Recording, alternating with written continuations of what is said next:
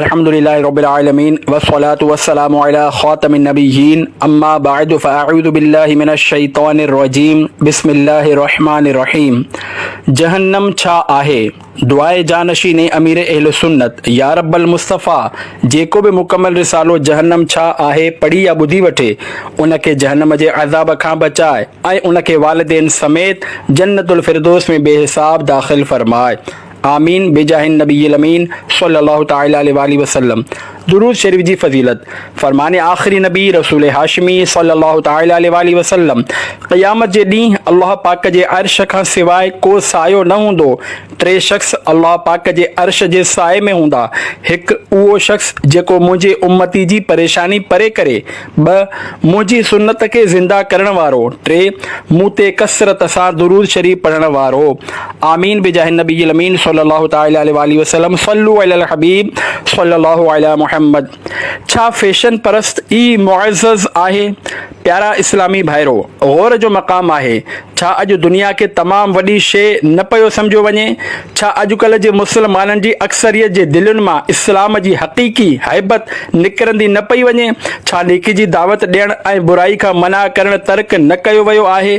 छा पाण में गार गंद जो सिलसिलो आम नाहे? सद करोड़ अफ़सोस, अॼु वॾी तादाद जी ज़िंदगी जो अंदाज़ इहो पियो ॿुधाए त दुनिया खे आख़िरत ते तरजीह ॾिनी पई वञे। शरीअत ऐं सुन्नत खां माण्हू माअज़ अल्लाह परे थींदा पिया वञनि। सुन्नतुनि खां इहा दूरी ऐं अंग्रेज़ी फैशन जो जुनून आख़िर हिन मुआशिरे खे किथे वठी वेंदो? दुनिया जी मोहब्बत तमामु गुनाहनि जी जड़ आहे। प्यारा इस्लामी भाइरो, होश में अचो ऐं मरण खां पहिरियां संभलिजी वञो। यकीन ॼाणो ही सॼी तबाही दुनिया जी मोहब्बत ई मचाई आहे। दुनिया जी मोहब्बत जे सबबु अॼु माण्हू सुन्नतुनि खां परे थी विया आहिनि। सरकार मदीना सल्लल्लाहु तआला अलैहि वसल्लम जिन फरमाइनि था, हुब्बुद दुनिया रअसु कुल्ल ख़तीअह, याने दुनिया जी मोहब्बत तमामु गुनाहनि जी जड़ आहे। सद करोड़ अफ़सोस, जन्नत जी लाज़वाल नेमतुनि खे हासिल करण लाइ मामूली घरेलू आसाइशूं छॾे करे फ़क़ति कुझु ॾींहं जे लाइ सुन्नतुनि जी तरबियत जे ख़ातिर राह ख़ुदा में सफ़र लाइ अॼु असां तयारु नथा थियूं, जॾहिं त आरिज़ी दौलत कमाइण जे लाइ पंहिंजे घर वारनि खां सालनि जा साल हज़ारे मील परे रहण जे लाइ बि तयारु थी वञूं था।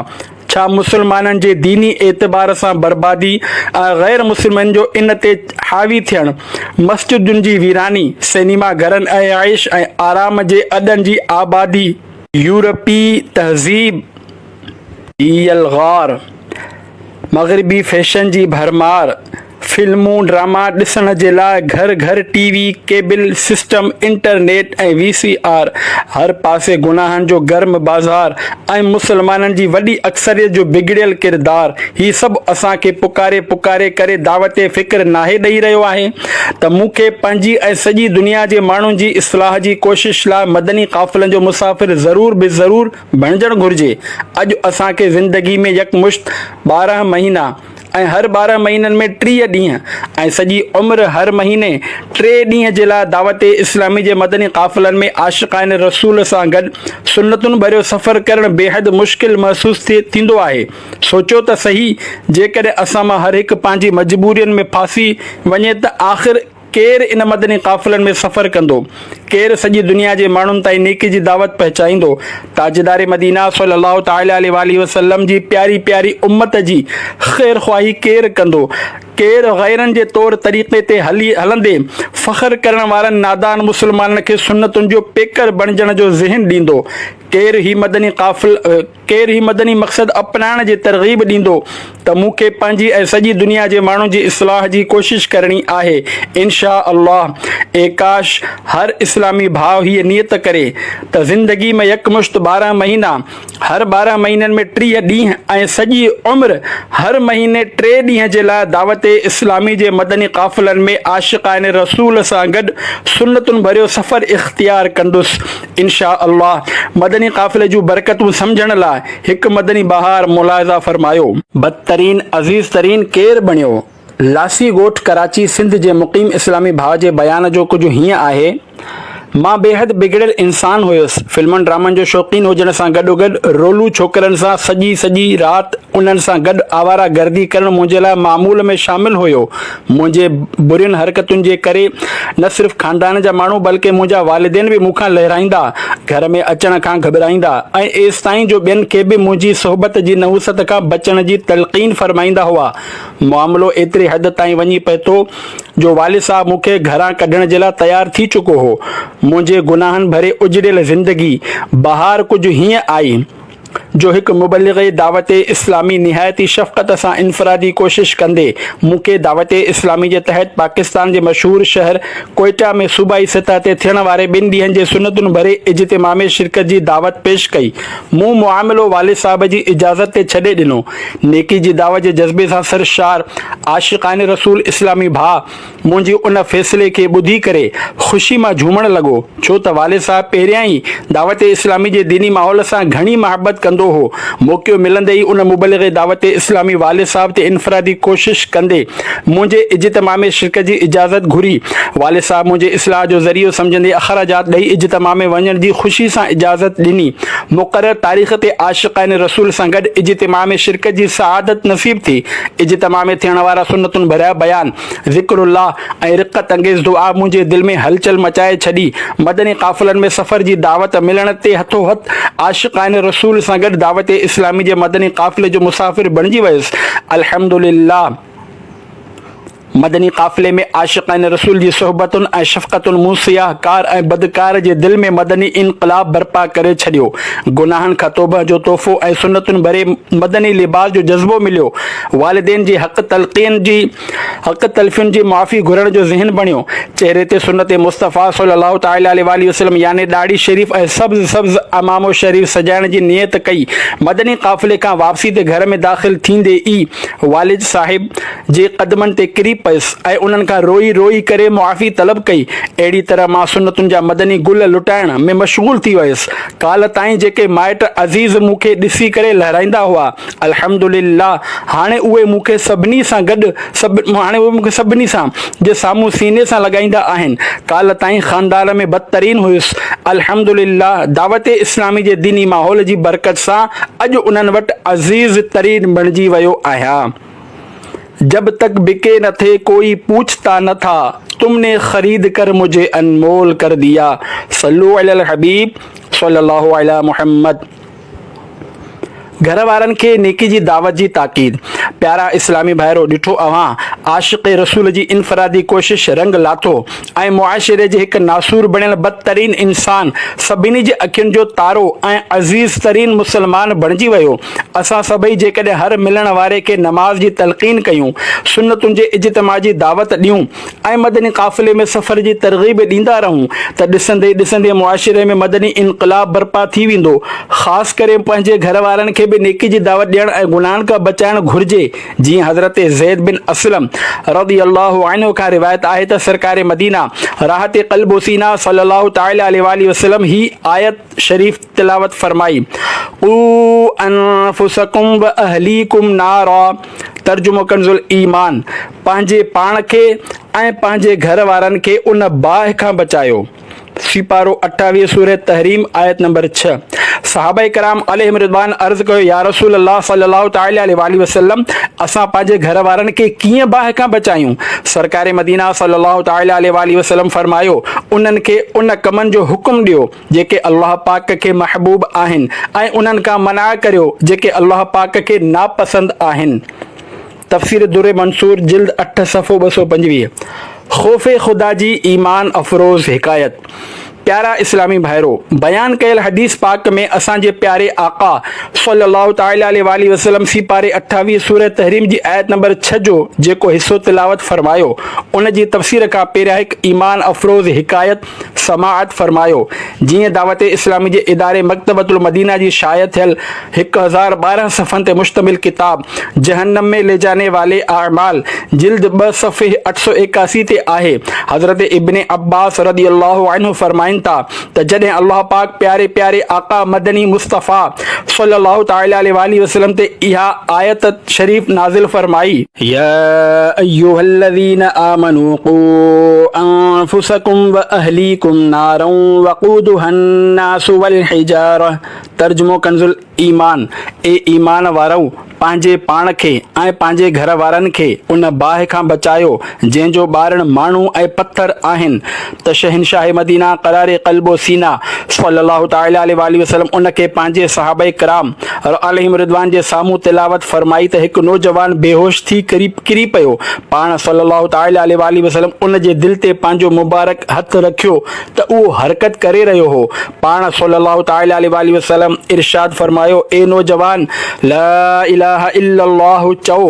उन चयो त पाण सल्लल्लाहु तआला अलैहि वसल्लम उन खे जन्नत जी बिशारत यानी ख़ुशख़बरी ॾिनी। सहाबा कराम अलैहिम रिदवान अर्ज़ कयो, या रसूल अल्लाह सल्लल्लाहु तआला अलैहि वसल्लम, छा असांजे विच में यानी असां मां कंहिं ॿिए जी अहिड़ी हालत थिए त? पाण सल्लल्लाहु तआला अलैहि वसल्लम इरशाद फरमायो, छा तव्हां अल्लाह पाक जो ही फरमान नाहे ॿुधो, ज़ालिक लिमन ख़ाफ़ मक़ामी व ख़ाफ़ वईद। तर्जुमो कंजुल ईमान, उहो उन्हीअ जे वास्ते आहे जेको मुंहिंजे दरबार में बीहण खां ॾिनो ऐं मुंहिंजे अज़ाब जे हुक्म खां ख़ौफ़ कयाई। पारो 13 सूरह इब्राहिम आयत नंबर 14। अज़ाब खां कीअं बचायूं? हज़रत अल्लामा मौलाना सैयद मोहम्मद नईमुद्दीन मुराद आबादी रहमतुल्लाह अलैह ख़ज़ाइनुल इरफान में हिन आयत शरीफ, या अय्युहल्लज़ीना आमनू क़ू अनफुसकुम व अहलीकुम नारा जे हवाले सां फरमाइनि था, अल्लाह ताला ऐं उन जे रसूल सल्लल्लाहु तआला अलैहि वसल्लम जी फर्मा बरदारी इख्तियार करे, इबादतूं करे, गुनाहनि खां पासो करे ऐं घर वारनि खे नेकी जी हिदायत ऐं बुराई सां रोके करे उन्हनि खे इल्म ऐं अदब सेखारे ऐं ईमान वारो पंहिंजे पाण खे ऐं पंहिंजे घर वारनि खे उन बाहि खां बचायो, घर वारनि खे नेकी जूं ॻाल्हियूं ॿुधायो। हज़रत मौलाए काइनात अलीउल मुर्तज़ा शेर ख़ुदा रज़ियल्लाहु अन्हु बयान कयल आयत शरीफ जे हवाले सां फरमाइनि था, पाण बि भलाई जूं ॻाल्हियूं सिखो ऐं पंहिंजे घर वारनि खे बि नेकी जूं ॻाल्हियूं ऐं अदब सेखारियो।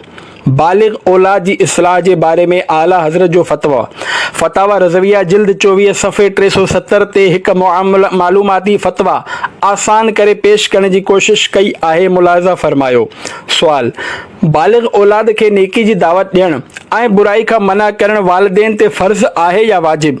अल जवाब, जंहिं फ़इल कम जी जेका शरई हैसियत आहे वालिदैन जे लाइ इस्लाह बाबति शरन उहो ई हुकुम आहे, यानी फ़र्ज़ ते फ़र्ज़, वाजिब ते वाजिब, सुन्नतुनि ते सुन्नत, मुस्तहब ते मुस्तहब, पर कुदरत जी शर्त आहे बक़दरे कुदरत मनफ़ाअत जी उम्मीद सां, यानी जेतिरे कुदरत हुजे उन जे मुताबिक़ इस्लाह जी ॻाल्हि चओ। जॾहिं त नफ़े जी उम्मीद हुजे न त क़ुरानी हुकुम वाज़े आहे, अलैकुम अनफुसकुम ला यदुर्रुकुम मन ضل इज़ा तदैतुम। तर्जुमो कंजुल ईमान, तव्हां पंहिंजो फ़िक्र रखो, तव्हांजो को नुक़सान न कंदो जेको गुमराह थियो जॾहिं तव्हां राह ते हुजो। जहन्नम जो तारुफ़, प्यारा इस्लामी भाइरो, असांखे पंहिंजे ऐं पंहिंजे घर वारनि जी इस्लाह ते ख़ासि तवजो ॾींदे पाण खे ऐं उन्हनि खे जहन्नम जे ऊंदाही ऐं ख़ौफ़नाक कारी बाहि खां बचाइण जो मुसलसल कोशिश जारी रखणु घुरिजे। ख़ुदा जो कसम, जहन्नम जी बाहि तमामु सख़्तु आहे, उनखे कंहिं सूरत में बि को बर्दाश्त नथो करे सघे। फ़र्ज़ नमाज़, रोज़ो, ज़कात ऐं हज में कोताही करण वारनि, माउ पीउ खे सताइण वारनि, पंहिंजी औलाद खे शरीयत ऐं सुन्नत जे मुताबिक़ तरबियत न करण वारनि, पंहिंजे पुटनि खे ॾाढ़ी रखण खां रोकण वारनि ऐं पाण बि ॾाढ़ी कूड़ाइण वारनि, ॾाढ़ी खे हिकु मुश्त खां घटाइण वारनि, मिलावट वारो माल धोखे सां ग्राहक खे ॾियण वारनि, धोखो करे सौदो हलाइण वारनि, चोरनि, धाड़ेलनि, जेब कतरनि, टीवी, VCR ऐं इंटरनेट ते फिल्मूं ॾिसण वारनि, गाना बाजा ॿुधण वारनि, पंहिंजे घर वारनि खे उन जी सहूलियत फ़राहम करण वारनि, पंहिंजे घरनि ते फिल्मूं ॾिसण जे लाइ डिश एंटीना लॻाइण वारनि, माण्हुनि खे फिल्मुनि जी लीड या केबल ॾियण वारनि ऐं तरह तरह सां गुनाहनि जो बाज़ार गरम करण वारनि जे लाइ गिणती जो मक़ाम आहे। यकीन कयो, जहन्नम जी ऊंदाही में ॿुॾल कारी बाहि बर्दाश्त न थी सघंदी। तिरमिज़ी शरीफ़ में हज़रत अबू हुरैरा रज़ियल्लाहु अन्हु खां रिवायत आहे त सरकार मदीना सल्लल्लाहु तआला अलैहि वसल्लम जो फरमाने इबरत निशान आहे दोज़ख जी बाहि 1000 साल ॿारी वई एसि ताईं जो उहा लाल थी वई, वरी 1000 साल भड़काई वई एसि ताईं जो सफ़ेद थी वई, वरी 1000 साल भड़काई वई एसि ताईं जो स्याह यानी कारी थी वई, हाणे उहा निहायत कारी आहे। सुनन तिरमिज़ी जिल्द 4 सफ़ो 266 हदीस 2600। जहन्नम जी दहशतनाक कहानी जिब्राईल जे ज़बानी। खुदा जो कसम जहन्नम जो अज़ाब कंहिंखां बि बर्दाश्त न थींदो। हज़रत इमाम हाफ़िज़ अबुल क़ासिम सुलेमान तबरानी रहमतुल्लाह अलैह नक़ल कनि था हिक भेरे सरकार आली वक़ार मक्की मदनी ताजदार सल्लल्लाहु तआला अलैहि वसल्लम जे आली शान दरबार में हज़रत जिब्राईल अलैहिस्सलाम हाज़िर थिया। अर्ज़ कयो या रसूल अल्लाह सल्लल्लाहु तआला अलैहि वसल्लम उन ज़ात जो कसम जंहिं तव्हां सल्लल्लाहु तआला अलैहि वसल्लम खे बरहक़ नबी बणाए करे मोकिलियो आहे, जेकॾहिं जहन्नम खे सुई जे सुराख़ बराबरि खोलियो वञे त तमामु ज़मीन वारा उन जे गर्मी खां मरी वञनि, जेकॾहिं जहन्नम वारनि जो हिकु कपिड़ो ज़मीन आसमान जे विच में लड़कायो वञे त तमामु ज़मीन वारा मौत जे घाट लही वञनि। आका सल्लल्लाहु तआला अलैहि वसल्लम उन ज़ात जो कसम जंहिं अव्हां खे हक़ सां गॾु मबऊस फरमायो, जेकॾहिं जहन्नम ते मुक़रर मलाइकनि मां हिकु मलाइक दुनिया वारनि जे साम्हूं ज़ाहिर थी वञे त उन जी हैबत सां सॼी ज़मीन वारा मरी वञनि। सरकार सल्लल्लाहु तआला अलैहि वसल्लम उन ज़ात जो कसम जंहिं अव्हां खे बरहक़ रसूल बणाए मोकिलियो आहे, जहन्नम जे ज़ंजीरनि जो हिकु हल्को यानी कड़ो जंहिंजो ज़िक्र क़ुरान में फरमायो वियो आहे, जेकॾहिं उन खे दुनिया जे जबलनि ते रखियो वञे त उहे बि ज़रा ज़रा थी वञनि ऐं तहतु सरा यानी सती ज़मीन जे हेठियां वञी पहुचनि। सरकार सल्लल्लाहु तआला अलैहि वसल्लम फरमायो ए जिब्राईल अलैहिस्सलाम बस कयो, एतिरो तज़किरो काफ़ी आहे, किथे ईअं न थिए जो मुंहिंजी दिलि न फाटी पवे ऐं मां वफ़ात न करे वञा। प्यारे आका सल्लल्लाहु तआला अलैहि वसल्लम जिब्राईल अमीन अलैहिस्सलाम खे मुलाज़ा फरमायो त रोई रहिया हुआ। फरमायाऊं ए जिब्राईल अलैहिस्सलाम तव्हां छो रोई रहिया आहियो? बारगाह खुदावंदी में अव्हां खे हिकु ख़ासि मक़ाम हासिल आहे। अर्ज़ कयाई या रसूल अल्लाह सल्लल्लाहु तआला अलैहि वसल्लम मां छो न रोवां? किथे ईअं न थिए जो इल्म इलाही में मौजूदा हालत जे बजाए मुंहिंजी का ॿी हालत हुजे, किथे इब्लीस जियां मूंखे बि इम्तिहान में न विधो वञे, किथे हारूत ऐं मारूत जियां मूंखे बि आज़माइश में मुब्तला न कयो वञे। रावी ॿुधाइनि था रसूलुल्लाह सल्लल्लाहु तआला अलैहि वसल्लम बि रोअण लॻा, हज़रत जिब्राईल अलैहिस्सलाम बि रोई रहिया हुआ, ॿई हज़रात रोईंदा रहिया। आख़िरकार आवाज़ आयो ए जिब्राईल ए मोहम्मद सल्लल्लाहु तआला अलैहि वसल्लम अल्लाह तबारक व तआला अव्हां ॿिन्ही खे पंहिंजी नाफ़रमानी खां महफ़ूज़ करे वरितो आहे। हज़रत जिब्राईल अलैहिस्सलाम आसमान ॾांहुं परवाज़ करे विया। सरकार आली वक़ार मक्की मदनी ताजदार सल्लल्लाहु तआला अलैहि वसल्लम ॿाहिरि तशरीफ़ वठी आया। कुझु सहाबा किराम अलैहिम रिदवान जे भरिसां गुज़रिया जेके खिली ऐं खेॾी रहिया हुआ। फरमायाऊं तव्हां खिली रहिया आहियो ऐं तव्हांजे पोयां जहन्नम आहे। जेकॾहिं तव्हां इहे ॻाल्हियूं ॼाणो हा जेके मां ॼाणा थो त तव्हां घटि खिलो हा ऐं वधीक रोओ हा ऐं तव्हां खाइण पीअण छॾे ॾियो हा ऐं जबलनि ॾांहुं निकिरी वञो ऐं ख़ूब मशक़तूं बर्दाश्त करे इबादत इलाही बजा आणियो हा। आवाज़ आयो ए मुहम्मद सल्लल्लाहु तआला अलैहि वसल्लम मुंहिंजे ॿाननि खे मायूस न कयो, मूं अव्हां खे ख़ुशख़बरी ॾियण वारो बणाए मोकिलियो आहे ऐं तंगी करण वारो न बणाए मोकिलियो आहे। रसूलुल्लाह सल्लल्लाहु तआला अलैहि वसल्लम फरमायो सिधी राह ते हलो ऐं मियाना रवी यानी विच थरी राह इख्तियार करियो। अल मुअज्जमुल औसत तबरानी जिल्द 2 सफ़ो 78 सफ़ो 2583 हदीस 2583। अफ़सोस असांजी दिलि नाहे लर्ज़ंदी। प्यारा इस्लामी भाइरो गौर फरमायो त असांजा प्यारा आका सल्लल्लाहु तआला अलैहि वसल्लम मासूम बल्कि सय्यदुल मासूमीन थी करे बि ऐं जिब्राईल अमीन अलैहिस्सलाम बि मासूम ऐं मासूम मलाइकनि जा आका हुजण जे बावजूदि जहन्नम जे अज़ाब जो तज़किरो थियण ते ख़ौफ़ ख़ुदा में रोअनि ऐं हिकु असां आहियूं जो गुनाहनि मथां गुनाह कंदा वञूं, पर जहन्नम जो होलनाक तज़किरो ॿुधी करे बि दिलि न तड़पे ऐं न ई असांजो हियां ॾके ऐं न ई ॻोढ़ा वहनि। अफ़सोस अज़ाबे जहन्नम जूं ख़ौफ़नाक ॻाल्हियूं ॿुधी करे बि न पशेमानी आहे, न ई परेशानी, न शर्मिंदगी आहे, न ई नदामत। नदामत से गुनाहों का इज़ाला कुछ तो हो जाता, हमें रोना भी तो आता नहीं, हाय नदामत से। सल्लु अलल हबीब सल्लल्लाहु अलैहि मुहम्मद। रात जी तन्हाई में आयतूं ॿुधी करे वफ़ात।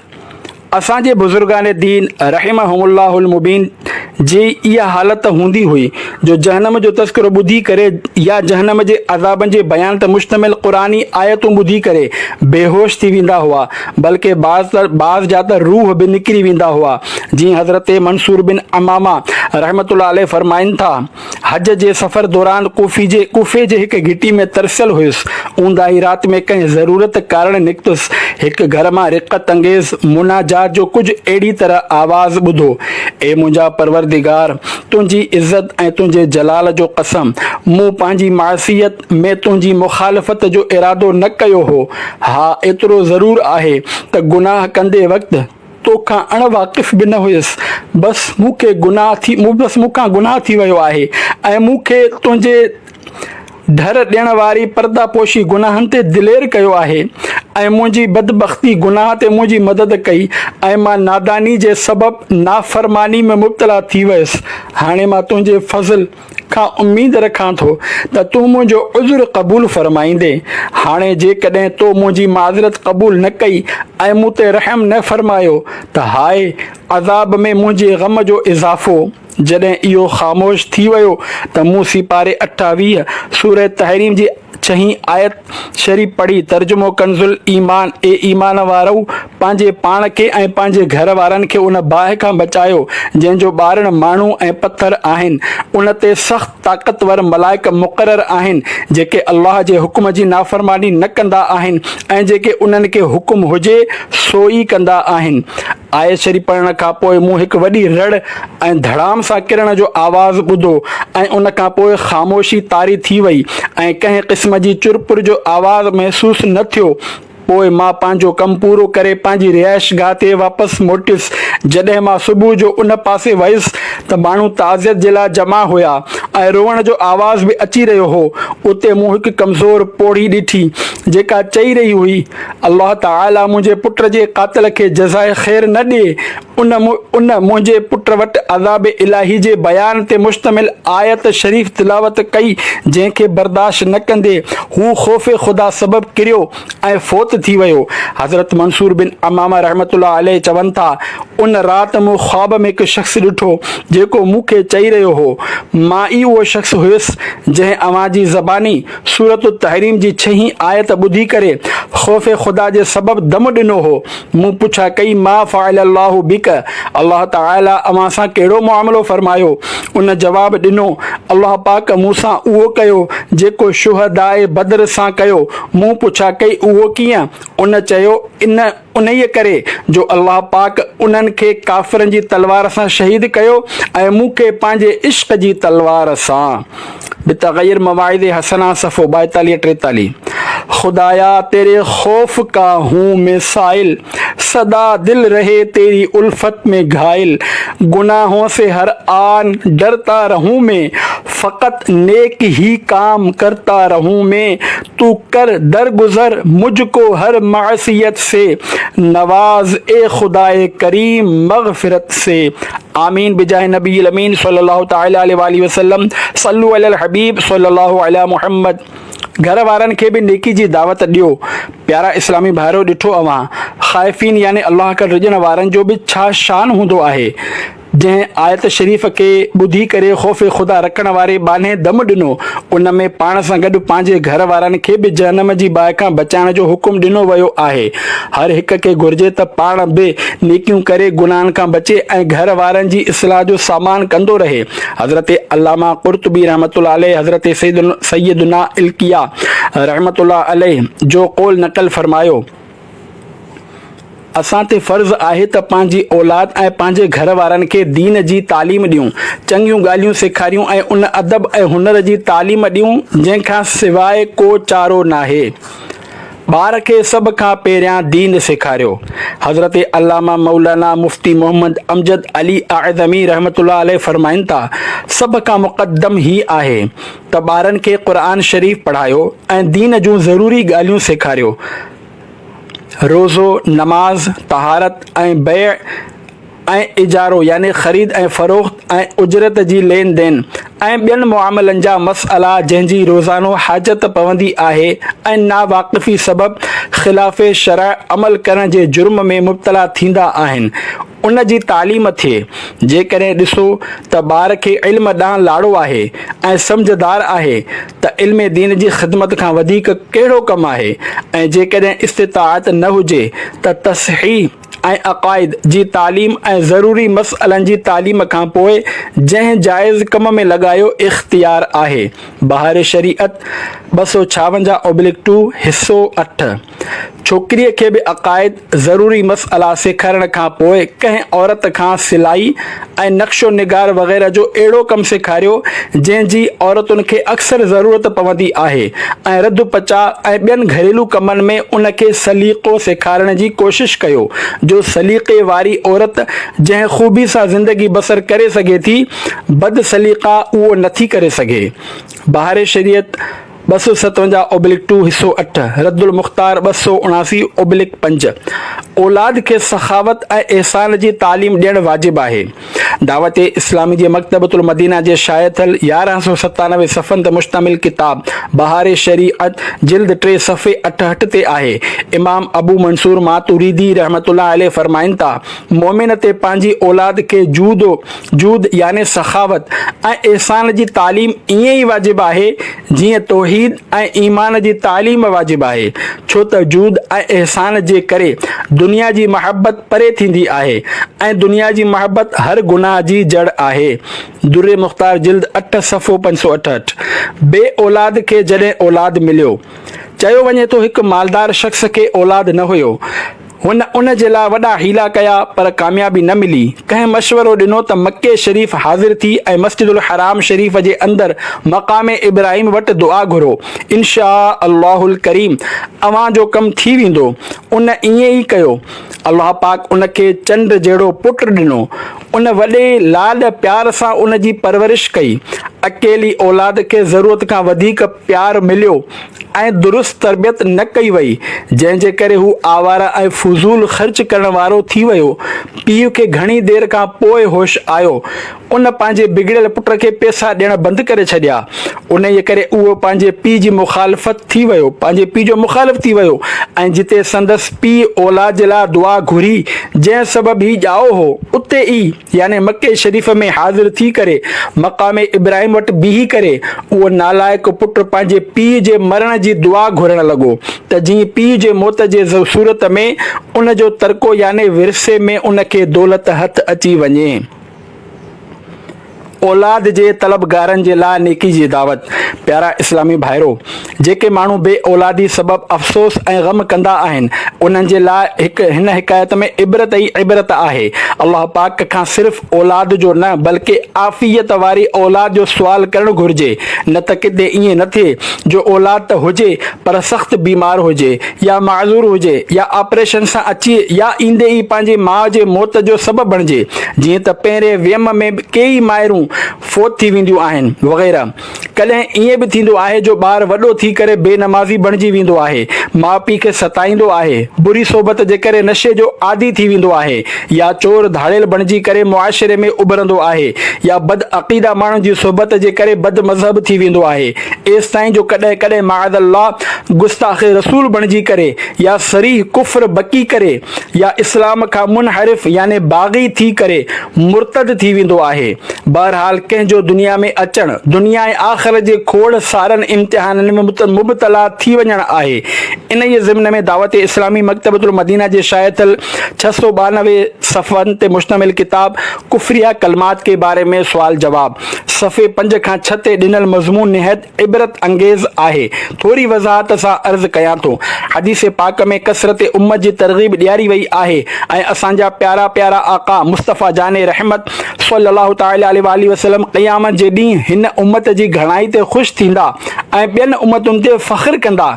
तंहिं करे औलाद जे हुसूल जी ख़्वाहिश दुनिया ऐं आख़िर जी भलाई हासिल करण जे लाइ सुठियूं सुठियूं नियतूं करणु घुरिजनि। अॼु दुनिया में जेको बे औलाद दिलि जलाए थो ऐं औलाद हासिल करण जे लाइ ख़बर नाहे कहिड़ा कहिड़ा हीला कंदो आहे, जेकॾहिं उन जो असली मक़सदु फ़क़ति घर जी ज़ीनत ऐं दुनिया जी राहत आहे, हुसूल औलाद सां उन जो मक़सदु आख़िर जे नफ़े जी का सुठी नियत न आहे, त अहिड़ो बे औलाद माण्हू ॼाणी वाणी कंहिंजी दुनिया में पैदा थियणु ऐं वॾे इम्तिहान में मुब्तला थियण जी आरज़ू करे रहियो आहे। मुंहिंजी ही ॻाल्हि शायदि उहो शख़्स सम्झी सघे थो जेको बुरे ख़ात्मे जे ख़ौफ़ में मुब्तला हुजे। हिकु ख़ाइफ़ यानी ख़ौफ़ ख़ुदा रखंदड़ बुज़ुर्ग हज़रत फ़ुज़ैल बिन इयाज़ रहमतुल्लाह अलैह जे फ़रमान जो ख़ुलासो आहे, मूंखे वॾे खां वॾे नेक बाने ते बि रश्क नाहे ईंदो जेको क़यामत जे होलनाकियुनि जो मुशाहिदो करे यानी ॾिसंदो।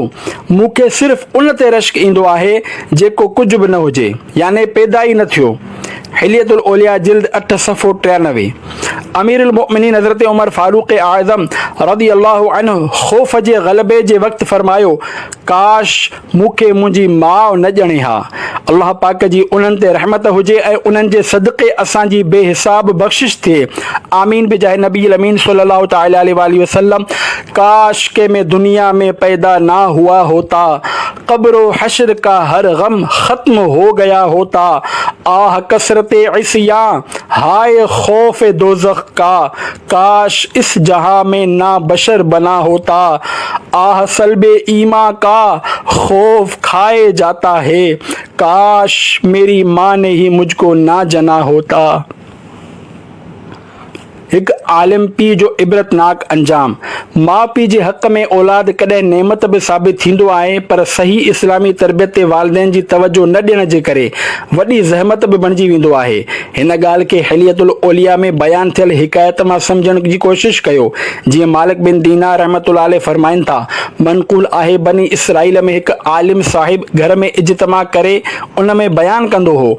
हिकु ॾींहुं उन जो नौजवान पुटु हिकु ख़ूबसूरत छोकिरीअ ॾांहुं अखि सां इशारो कयो, जंहिंखे उन आलिम साहिब ॾिसी वरितो ऐं चयो, ए पुट सब्र कर। ही चवंदे ई आलिम साहिब पंहिंजे मंच यानी स्टेज तां मुंहुं भर किरी पियो। एसि ताईं जो उन जे हॾियुनि जा कुझु जोड़ बि टुटी पिया। संदसि घर वारीअ जो हमल ज़ाया थी वियो ऐं उन जा पुट जंग में मारिजी विया। अल्लाह पाक उन वक़्त जे नबी खे वही फरमाई त फिलाणे आलिम खे ख़बर ॾियो त मां उन जे नस्ल मां कॾहिं सिद्दीक़ पैदा न कंदुसि। छा मुंहिंजे लाइ सिर्फ़ु एतिरो ई नाराज़ थियणो हो जो उहो पुट खे चए, ए पुट सब्र कर। मतिलबु ही त उन पंहिंजे पुट ते सख़्ती छो न कई ऐं उनखे उन बुरी हरकत खां चङी तरह छो न रोकियो। हिन रिवायत में सिद्दीक़ जो ज़िक्र आहे। औलिया इकराम में सभिनी खां अफ़ज़ल क़िस्म सिद्दीक़ जो आहे। अल्हम्दुलिल्लाह असांजा गौसे आज़म रहमतुल्लाहि अलैहि सिद्दीक़ हुआ। पेंसिल जी चोरी खां फांसी जे घाट ताईं। प्यारा इस्लामी भाइरो, औलाद जी अहिड़ी तरबियत करणु घुरिजे जो हक़ जो उहे नंढपिण खां ई चङाइनि सां प्यार कनि ऐं बुराइनि खां बेज़ार रहनि। जेकॾहिं ईअं न कयो वियो त थी सघे थो त ॿार बिगड़जी वञे ऐं वॾो थी करे कुझु करे वठे। जीअं त चयो वञे थो त हिकु ख़तरनाक धाड़ेल गिरफ़्तार कयो वियो, मुक़दमो हलियो, उन ते धाड़नि ऐं क़त्ल जूं मुख़्तलिफ़ वारदातूं साबित थियूं, जंहिंजे करे उनखे फांसी जी सज़ा ॿुधाई वई। जॾहिं उन जे फांसी जो वक़्तु क़रीब थियो त उन खां संदसि आख़िरी ख़्वाहिश पुछा कई वई। उन पंहिंजी माउ सां मुलाक़ात करण जी ख़्वाहिश ज़ाहिर कई। पोइ उन जी माउ खे घुरायो वियो। जीअं ई उन पंहिंजी माउ खे ॾिठो त हिकदमि उन ते हमिलो करे ॾिनो ऐं रांबूटा हणणु ऐं मारणु शुरू करे छॾियो। ड्यूटी ते मुक़ररु अमले जीअं तीअं करे ज़ख़्मी माउ खे बेरहम पुट जे चंबे मां छॾायो। जॾहिं उन धाड़ेल खां अहिड़ी किरियल हरकत जे बारे में पुछियो वियो त चयाईं, मूंखे फांसी जे घाट ते पहुचाइण वारी इहा माउ आहे। असल में क़िसो ही आहे त मां नंढपण जे लाशऊरी जे दौर में स्कूल में एक शागिर्द जी पेंसिल चोरी कई ऐं घर अची माउ खे ॾेखारी। हाणे हिन खे खपे हा त मूंखे इन ग़लति कम खां नफ़रत ॾियारे हा, पर हूअ सिर्फ़ मुस्कुराए करे चुप थी वई। उन वक़्तु मूं में अकुल ई केतिरो हो। मूं सम्झो त मूं को सुठो कारनामो कयो आहे, तंहिं करे मुंहिंजो हौसलो वधियो ऐं वधीक पेंसिलूं ऐं कापियूं चोरी करणु लॻुसि। जॾहिं वॾो थियुसि त चोरी जी आदत काफ़ी पकी थी वई ऐं दिलि बि वधी चुकी हुई। मूं बि धाड़ा हणणु शुरू कया। इन्हीअ फुर-लुट में मूंखां कुझु क़त्ल जूं वारदातूं पिण थियूं ऐं मां ख़तरनाक धाड़ेल बणिजी वियुसि। आख़िर पुलिस जे हथां गिरफ़्तार थी करे अॼु पंहिंजे नालाइक़ माउ जे ग़लति तरबियत जे करे कुझु घड़ियुनि खां पोइ मुंहिंजे ॻिची में फांसी जो फंदो पाइण वारो आहियां। आख़िरत जी सज़ा जे मुक़ाबले में दुनिया जी सज़ा कुझु बि न आहे। प्यारा इस्लामी भाइरो, ॾिठो अव्हां नंढपण जे ग़लति तरबियत कहिड़ो रंग लाथो। थी सघे त को सोचे त असां पंहिंजे ॿार खे चोर थोरी बणाए रहिया आहियूं। ठीकु आहे, सभई वालिदेन मारूफ़ चोरी यानी बाक़ाइदा ॿियनि जो माल चोराइण जी तालीम नथा ॾियनि, पर सिर्फ़ु चोरी ई खे त बुराई नथो चइजे। ऐं ॿियूं बि केतिरियूं ई बुरायूं आहिनि जेके कई माउ पीउ अॼुकल्ह पंहिंजी औलाद खे सेखारींदा आहिनि। मसलन कूड़ ॻाल्हाइणु, धोखो ॾेई करे घटि तोरे माल विकिणणु वग़ैरह। छा व्याजी लेन देन, नाक़िस माल उम्दो ज़ाहिर करे विकिणण जो गुर सेखारणु, पुट खे ॾाढ़ी वधाइणु ऐं धीउ खे शरई पर्दो करणु वग़ैरह खे रोकणु गुनाह न आहे? छा ईअं करण वारा मुआशिरे जा मुहज़ब चोर ऐं सफ़ेद पोश धाड़ेल नथा थी सघजनि? ही दुनिया में मुअज़्ज़ज़ नज़र अचण वारा छा आख़िरत में बि इज़त मिलण जी उम्मीद रखी वेठा आहिनि? ख़ुदा जो कसम, उन धाड़ेल खे थियण वारे फांसी जे दुनियावी तकलीफ़ ऐं उन जी माउ खे पहचण वारे घड़ी खन जी तकलीफ़ जे मुक़ाबले में औलाद जे गुनाहनि जी तरबियत ॾियण वारनि खे मिलण वारे अज़ाब जो करोड़ों हिसो, करोड़ दर्जा शदीद ऐं सख़्तु हूंदो। अल अमान वल हफ़ीज़। पीउ खे साड़ण जे लाइ काठियूं वठी अचां। असांजे मौजूदा मुआशिरे जे हिकु अजीब ऐं दिलि जलाइण वारो वाक़ियो पढ़ो ऐं तजुब कयो जो वालिदेन जे तरफ़ां सुनतुनि भरे तरबियत न मिलण जे करे सूरत में औलाद कहिड़ा कहिड़ा अनोखा कारनामा अंजाम ॾींदो आहे। हैदराबाद सिंध जे हिकु इस्लामी भाउ जो बयानु आहे त 2001 ईस्वी में असांजे इलाइक़े में हिकु तमामु वॾे सेठ जो इंतकाल थियो। माण्हू उनखे आलिशान बंगले में जमा हुआ। मरहूम जो 19 सालनि जो पुटु जेको हिकु मॉडर्न स्कूल में पढ़ंदो हो, किथे वञण जे लाइ हिकदमि उथियो। कंहिं उन जल्दी जो सबबु पुछियो त चवणु लॻो, मुंहिंजो वालिद साहब मूंसां घणी मोहबत कंदो हो। मूं सोचियो त आख़िरी वक़्त में पंहिंजे हथनि सां उन्हनि जी कुझु ख़िदमत कयां। उन जी मैयत खे साड़ण लाइ मां पाण काठियूं वठी ईंदुसि। हीउ ॿुधी करे माण्हुनि जी हैरत जी इंतिहा न रही जो उन जो पीउ त मुसलमान हो, पोइ उनखे साड़ण जे लाइ काठियूं छो पियो वठणु वञे। गौर कयो त अंदाज़ो थियो त उन नादान ग़ैर मुस्लिमनि जे फिल्मुनि में लाश साड़ण जा मंज़र ॾिठा हूंदा त उन जे ज़हन में हीअ ॻाल्हि वेही वई हूंदी त जेको बि मरी वञे उनखे साड़णो पवंदो आहे। उन फिल्मुनि ॾिसण जे शौक़ीन खे हीअ ख़बर बि न हूंदी त मुसलमाननि खे साड़ियो नाहे वेंदो बल्कि दफ़नायो वेंदो आहे। बहरहाल उन जे मरहूम वालिद जी तदफ़ीन कई वई। जॾहिं उन इबरतनाक वाक़े जी ख़बर उन इलाइक़े जे माण्हुनि खे पई त उन्हनि खे वॾी इबरत थी। कई नौजवाननि जोश में अची करे केबिल कटे छॾी। कुझु अरसो ही सूरतहाल रही, पर आहिस्ता आहिस्ता नफ़्स ऐं शैतान ग़ालिब आयो ऐं केबिल वरी लॻाई वई। सरवरे दी लीजिए अपने नातवानों की खबर, नफ्सो शैतान सैयदा कब तक दबाते जाएंगे। शरह कलाम रज़ा। मुंहिंजा आका आला हज़रत रहमतुल्लाह अलैह जे इन शेर जी माना आहे, या रसूल अल्लाह सल्लल्लाहु तआला अलैहि वसल्लम, असां कमज़ोर ग़ुलामनि जे गुनाहनि खां हिफ़ाज़त फरमायो। ए आका, असां गुनाहनि जे मर्ज़ खां आख़िर कॾहिं शिफ़ा हासिल कंदासीं? आख़िर ही नफ़्स ऐं शैतान केसि ताईं गुनाहनि में फासाईंदो रहंदो? नफ़्स ऐं शैतान जे शर खां बचण जो हिकु बहितरीन तरीक़ो ही बि आहे त कंहिं पीर कामिल जो मुरीद बणिजी वञो जो उन जे जामे शराइत पीर ते नफ़्स ऐं शैतान जा वार हली न सघंदा, त उन जी बरकत सां मुरीद जी हिफ़ाज़त जी बि सूरत बणिजी वेंदी। हिकु सिराइकी शाइर तमामु सुठो चयो आहे, पीर दे हथ विच हथ कूं ॾे कर, नफ़्स दी बाह मरोड़ तां तूं हिकु थी वी। यानी पंहिंजो हथु कंहिं कामिल पीर जे हथनि में ॾेई करे नफ़्स जी बाह मोड़े छॾ त जीअं तोखे मक़ाम फ़नायत मिले। ईसाले सवाब जो इंतज़ार। प्यारा इस्लामी भाइरो, उन अनोखे वाक़े में इबरत आहे। जेकॾहिं अवां अॼु ज़िंदा आहियो पर सुभाणे यकीनन मरणो पवंदो। जेकॾहिं अवां पंहिंजे पुट खे सिर्फ़ु ऐं सिर्फ़ु दुनिया पढ़ाई, दौलत कमाइण सेखारी, ख़ूब मौसीक़ी ॿुधराई, हिक खां हिकु फिल्म ॾेखारी, दीनी तालीम न ॾियारी, न ई सेखारी, मस्जिद जी राह न ॾेखारी, उन जी दिलि में मोहब्बत रसूल जी शमा न जलाई, मक्की मदनी मुस्तफ़ा सल्लल्लाहु तआला अलैहि वसल्लम जी मोहब्बत जी निशानी प्यारी प्यारी मुबारक ॾाढ़ी उन जे चेहरे ते न सजराई, बल्कि ठीक ठाक फैशन करायो, त यादि रखो न उहो अवां जो जनाज़ो पढ़ी सघंदो ऐं न ई अवां जे लाइ ईसाले सवाब करे सघंदो। हालांकि मरण खां पोइ ईसाले सवाब जी अवां खे तमामु घणी हाजत हूंदी।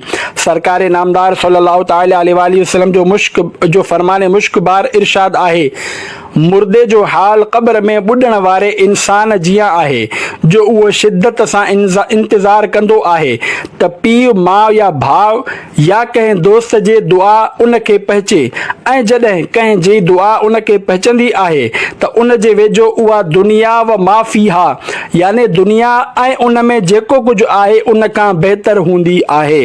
अल्लाह पाक क़ब्र वारनि खे उन जे ज़िंदा वास्तेदारनि जे तरफ़ां हदियो कयल सवाब जबलनि जी मानंद अता फरमाईंदो आहे। ज़िंदा माण्हुनि जो हदियो मुर्दनि जे लाइ दुआए मग़फ़िरत करणु आहे। शाअबुल ईमान जिल्द 6 सफ़ो 203 हदीस 7905। हर भले की भलाई का सदका, इस बुरे को भी कर भला या रब। सल्लु अलल हबीब सल्लल्लाहु अला मुहम्मद व आलिहि व अस्हाबिहि व बारक वसल्लम।